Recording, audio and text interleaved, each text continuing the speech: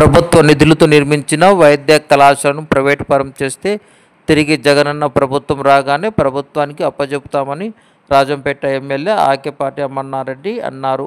సుండిపల్లెలో గురువారం పోస్టర్ను ఆవిష్కరించారు. ఆయన మాట్లాడుతూ 28వ తేదీ నియోజకవర్గ కేంద్రంలో ప్రైవేటీకరణపై నిరసనగా భారీ ర్యాలీ చేపట్టమన్నారు. కూటమి ప్రభుత్వం ఎన్నో అబద్ధ హామీలతో అధికారంలోకి వచ్చిందని విమర్శించారు.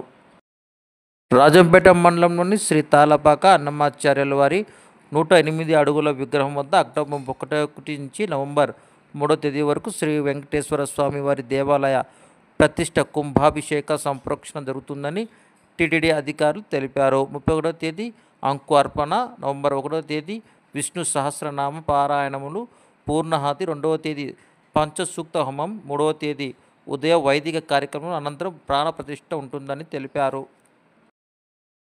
అన్నమయ్య జిల్లా సుండుపల్లి మండలం పింఛాడ్ డ్యాం నుంచి అవుట్ఫ్లో 5083 క్యూసెక్కులుగా ఉందని ఏఈఈ నాగేంద్ర నాయక్ తెలిపారు.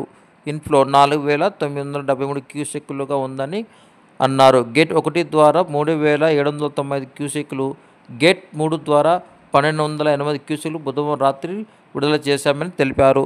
దీని కారణంగా బహుదా నది ఉధృతంగా ప్రవహిస్తుందని ఆయన తెలిపారు. నదీ పరివాహక లోతట్టు ప్రాంత వారు అప్రమత్తంగా ఉండాలని కోరారు. రాజంపేట డివిజన్లోని పలు మండలాల్లో మంగళవారం మోస్తారు వర్షాలు కురిశాయి. మంగళవారం ఉదయం 8:30 నుంచి సాయంత్రం 4 గంటల వరకు నమోదైన వర్షపాత వివరాలను రాజంపేట డిప్యూటీ డిఎస్ఓ నాగరత్నమ్మ వెల్లడించారు. కోడూరు అత్యధికంగా 73.4 మిల్లీమీటర్లు వర్షపాతం కురవగా ఓబ్లార్పల్లిలో 31.6, చిట్టెల్లో 26, పెరింగళూరులో 16.4, సుండవల్లిలో 12, వీరబల్లిలో 12.6, నందులూరులో 7, రాజంపేటలో 6.6 వర్షపాతం నమోదైనట్లు తెలిపారు.